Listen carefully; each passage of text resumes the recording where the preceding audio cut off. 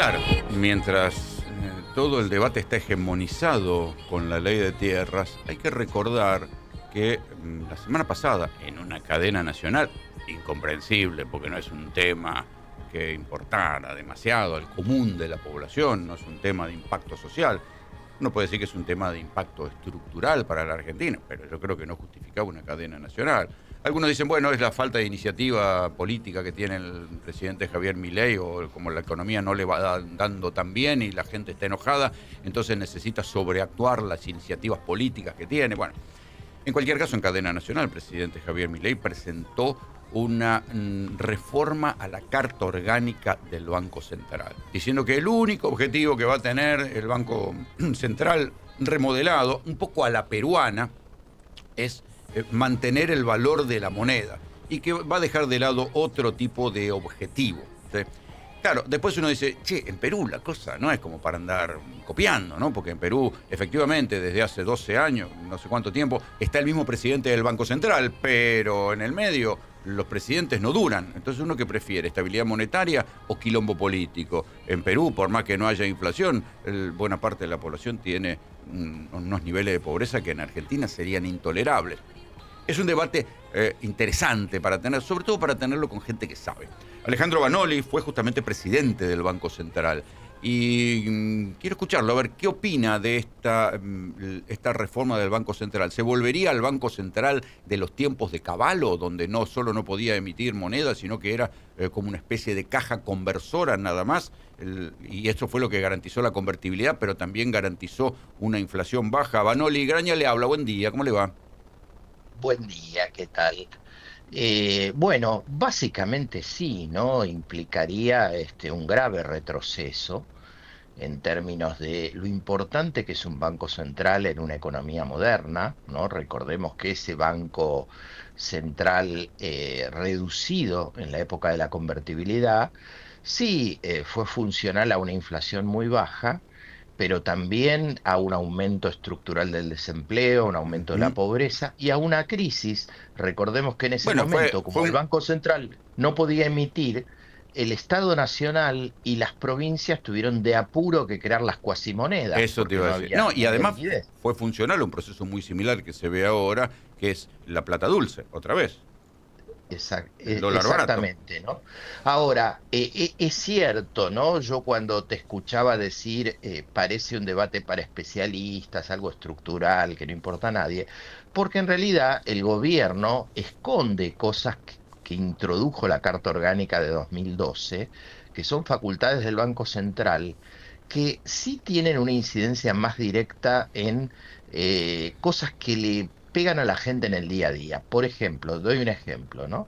El Banco Central, con la Carta Orgánica de 2012, puede poner tasas máximas de interés, puede fijar cargos y comisiones en los bancos. Hoy tenemos casi un 13% de la población endeudada, con créditos en mora, mucho más si consideramos a las billeteras virtuales y mucho más si consideramos otros créditos de otros proveedores como cadenas de electrodomésticos y todo esto. Y el Banco Central y el gobierno no está haciendo nada por este No, no solo no endeudamiento de está la haciendo nada, gente. sino que el presidente Milei, en una de sus primeras medidas, liberó la tasa de interés que podían cobrar las tarjetas de crédito, y ahí se desató la usura. Claro, así es, subió las tasas de interés y arrolló a la gente a una crisis que está golpeando muy duro a muchas familias y está impactando muy fuerte en el consumo. ¿Qué Y yo opinas? escuchaba, creo que fue el domingo, el Eso, presidente de ahí la iba a decir, Nación que cuando dijo dijo, una cuestión entre privados. Ahí quería, ¿qué opinas de eso? exactamente. A ver, yo creo que hay distintas cuestiones. Primero, desde lo económico, te diría que cuando un problema se generaliza, cuando el cúmulo de los deudores tiene problema, el problema lo empiezan a tener los bancos. Cuando los bancos tienen problema, tienen un problema sistémico. Eso desde lo económico. Ahora, desde lo social, evidentemente el Estado, evidentemente Milei tiene una concepción del Estado, él ha dicho que lo viene a destruir, pero desde, digamos, de lo que en cualquier economía moderna, digamos, el Estado sirve, es para precisamente atender este tipo de situaciones, que no haya una Bueno, situación crítica desde lo económico y que no haya un problema social de Es, magnitud. es que ahí es justamente hay una cuestión de proporciones. Cuando Mm. un problema como el endeudamiento es una excepción o la morosidad es una excepción, es un problema de gente que incumple, de excepciones de gente que Así es. incumple. Cuando es generalmente o sea, es algo masivo. El caso de las billeteras virtuales, que el 30% de la gente está en mora y no van a pagar y son incobrables, ya pasa a ser un problema social y político. Así es, y esto tiene mucho que ver, además de con las tasas, con una política deliberada que tuvo el Estado de que llevar a la gente al endeudamiento. Yo me acuerdo, por ejemplo, cuando hará un año y pico la Comisión de Nacional de Valores liberalizó que los adolescentes, Mm, que son gran parte de la población endeudada, pudiera operar libremente, siendo menores de edad. sí. Y en su momento muchos advertimos, acá tiene que haber una educación financiera, no se puede exponer a la gente que no tiene formación con un Estado que no cuida, no vigila, no regula y no supervisa a la timba, porque la contrapartida de la timba y de las inversiones después, cuando a la gente le va mal y por Mm. fuera digamos, de los bajos salarios, es el endeudamiento, Bueno, ¿no? pero es la Entonces, ilusión, es como la ilusión de ganarte el bingo o ganarte la lotería. En este caso era hacerte rico tradeando criptomonedas. Todas estas cosas que eran bueno, la ilusión de hacerse rico teniendo un poco de plata y ganar más plata. Pero eso termina en una exactamente. burbuja. Digo, hay que avisar a la gente, chicos, estas son mentiritas de ocasión. Sí. Bueno, por eso, porque no hay, Rolando, no se desarrolla una cultura del trabajo, de la producción, sino en todo caso los que pueden, del consumo que pueden, y por supuesto de estos valores que tienen que Mm, ver con la timba financiera, la usura, son problemas gravísimos, ¿no? Muchas veces nosotros hablamos del dólar, de la tasa de interés, de esto, pero realmente cuando uno baja la micro, esto es muy grave. Entonces, desmantelar a un banco central que es en el mundo, hemos visto la importancia y sobre todo después de la crisis 2008-2009 en el mundo, todos los países tendieron a fortalecerlo, a darle más facultades, y me refiero a países con gobiernos conservadores o gobiernos progresistas, o sea, esto mm. no lo discute, no es un tema que se discute de Sí, derecha a izquierda o se puede discutir en el margen. Entonces, que solo un banco central volvemos, se preocupa de la inflación, descuide la estabilidad financiera, que es una misión clave que se puso en la reforma de 2012, descuide la economía real. Vos sabés, a ver, el gobierno que tanto en muchas cosas pone el ejemplo en los Estados Unidos, la Reserva Federal de Estados Unidos tiene como en la Argentina lo que se conoce como el mandato doble, es decir, tiene que propender a que haya la inflación más baja posible, pero a la vez lograr esto con el mayor empleo posible, porque si no, de nuevo, como volviendo a la convertibilidad, una autoridad del Banco Central puede cumplir su mandato teniendo una inflación baja de un dígito, pero teniendo un desempleo de arriba del claro. 20% o una pobreza, digamos, del 60%. Perú, Entonces, eso es cuando vos Perú. hablabas de otros países, Claro. y me parece que, a ver, está bueno que haya estabilidad institucional,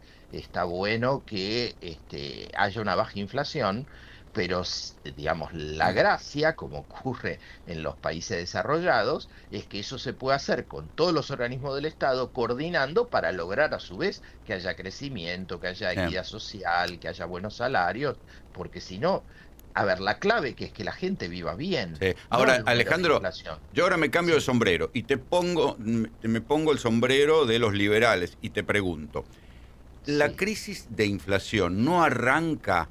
Porque algunos dicen, bueno, aquella disputa donde Martín Redrado se atrinchera en el Banco Central y dice, quieren modificar, quieren que la plata del Banco Central sirva para pagar deudas, y a partir de ahí no se desata un proceso inflacionario que termina en la inflación del 200 de Alberto. A ver, yo creo que el proceso inflacionario se desata un poco antes del conflicto con Redrado. A ver, yo no voy a negar de que los equilibrios macroeconómicos son importantes, que no se puede emitir indiscriminadamente y probablemente uno pueda, digamos, hacer una crítica a cómo se gestionó lo económico en los últimos 15 años. e incluso a todos los gobiernos, no solamente, digamos, al gobierno de Cristina, sino al gobierno de Macri, al gobierno de Alberto Fernández y particularmente este gobierno. Ahora, que una herramienta se use mal o discutamos si se usa bien o si se usa mal, no quiere decir que entonces, digamos, no hay que tener la herramienta, ¿no? Porque verdaderamente aquellos países que no tienen herramientas, cuando vienen una crisis, la pasan muy mal. Ujú. No, yo estoy pensando, por ejemplo, y hablo de a ver, no ya no de un país, sino de un espacio económico. La Unión Europea también tenía solo su Banco Central Europeo, el mandato de la inflación, y tuvo que hacer malabares en el 2008 para Claro. burlar su propia carta orgánica y después cambiarla para financiar al Tesoro Nacional en la grave crisis que se llevó puesto a los bancos y generó una gran recesión. Y lo mismo ocurrió en la pandemia, ¿no? Entonces yo creo que tenemos que discutir Mm. un margen lógico, un esquema lógico Ok, de pero financiamiento del hablando... Tesoro, Sí. pero no es la emisión cero, creyendo también, Rolando, que eso va a generar inflación cero, porque en la época de Macri, Duhovne en el 2019 no emitió nada y tuvimos una inflación del 50%. Entonces también el tema inflacionario es más complejo que echarle la culpa a la maquinita. ¿Y no se había llegado a un abuso de las letras del Tesoro, de las LEBAC, las LELIC, que se emitía, se esterilizaba y eso terminaba siendo no solamente un negocio para los bancos?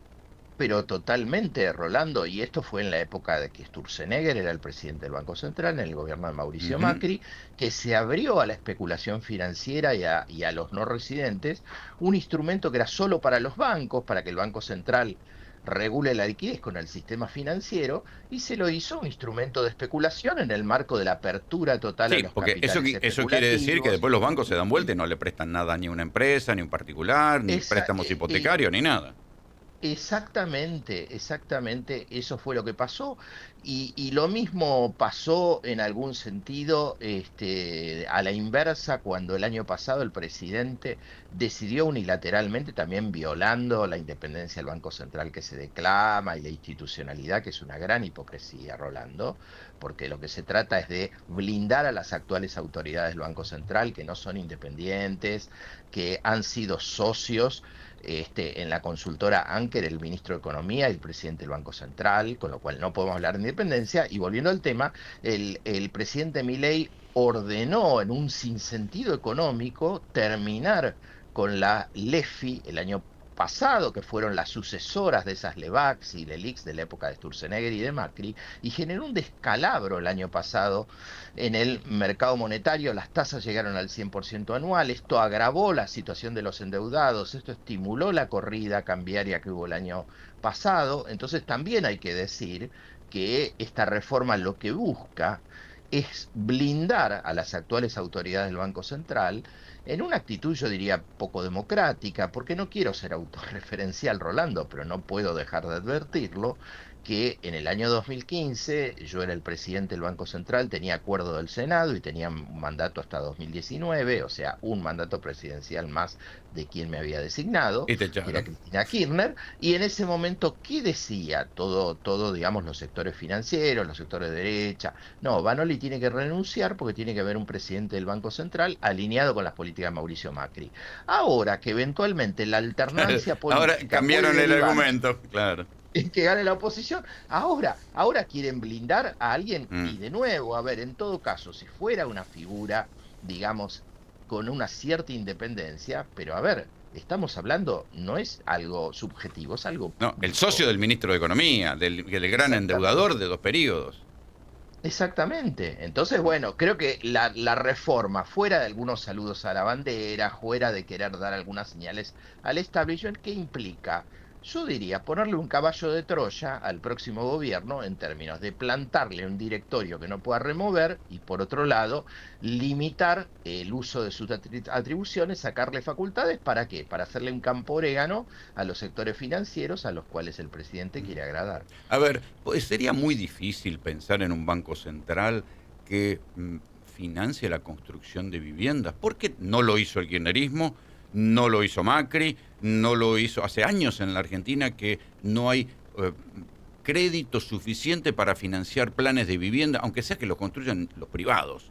¿Por qué es tan difícil? Bueno, ahí yo creo, a ver, que hay un rol que debería, hay dos cuestiones que a mí me parecen centrales, ¿no? Para discutir. Uno es, tenemos un banco hipotecario Que no da hipoteca, que sí. Sí, es mayoría del Estado, sí. Sí. porque la mayoría de las acciones las tiene el Estado y tiene gestión privada, Ujú. ¿no? Y la verdad es que no hay, ni en el banco hipotecario, ni en el Estado Nacional, ninguna política de vivienda y habitacional. Tampoco la tuvo Por el otro lado, kirchnerismo, también porque habría que discutir. digo, porque el banco hipotecario ya era, tenía la misma composición cuando gobernó Cristina, cuando gobernó Alberto, y ninguno se despabiló para hacer algo. Pero exactamente, o también, por ejemplo, también en muchos países los fondos de pensión, en este caso estamos hablando del Fondo de Garantía de Sustentabilidad, también es naturalmente un inversor de largo plazo Claro. y perfectamente podría parte de estos fondos destinarse a una Bueno, pero ahí, política en el caso del habitacional. Procrear, no se financiaba con el Fondo de Garantía de Sí, Sustentabilidad. Ok. sí, sí, O sea que sí, eso por sí eso se hizo. bueno, Ahora se dejó de ahí hacer. estamos hablando de una política pública que en su Sí. momento estimuló la construcción, primero la construcción nueva, después se amplió en algunos casos a la usada y Sí. implicó con Y ahora nos virtudes y enteramos, defectos una política de vivienda que ahora no hay. y ahora nos enteramos que el Fondo de Garantía de Sustentabilidad para lo que sirve, para mantener el dólar bajo, Bueno, a exactamente, y través de la venta también de lo han bonos. habilitado, por ahora no lo está haciendo Caputo, pero lo habilitó la ley Bases a que sirva para financiar los despidos en el sector ¿Mm? privado. Alejandro, te mando un abrazo, te agradezco el contacto. Igualmente, buenos días. Alejandro Banoli fue presidente del Banco Central. Es uno de los temas que después de que venga el debate de la ley de tierra va a arrancar esto. ¿Conviene cambiar el Banco Central? Por supuesto, Milei lo va a presentar como una mejora porque va a mantener el valor de la moneda y siempre, acuérdense que detrás de todos los argumentos presidenciales siempre hay un robo. Entonces dicen, no, porque el Banco Central le robó a los argentinos una cifra que nadie entiende, del mismo modo que el otro día lo insultaba de mendigún y decía, vos le robaste a los argentinos no sé cuánto. Bien. Terminados, cuando uno termina de escuchar los argumentos de Milei y los frena y dice, che, pero bueno, ¿y qué hay de cierto en todo esto? La modificación de la Carta Orgánica del Banco Central tiene varias lecturas. Algunos van a decir, bueno, es una lectura política, quieren condicionar al próximo gobierno. Otros dirán, bueno, lo que quieren es volver a los 90, cuando el Banco Central terminó siendo una garantía de baja inflación. Pero también recordar que esa garantía de baja inflación terminó en la crisis de 2001, ¿sí? Porque esa baja inflación combinada con un anclaje al dólar norteamericano terminó en un fenómeno de plata dulce que terminó ahogando a la economía argentina y haciéndola estallar en el gobierno de la Rúa. Pros y contras de la discusión que se viene en la reforma de la Carta Orgánica del Banco Central. Rolando Graña te trae todas las mañanas los temas que vas a hablar todo el día. RPM, información y análisis como vos esperás. Hasta las 11, Radio del Plata.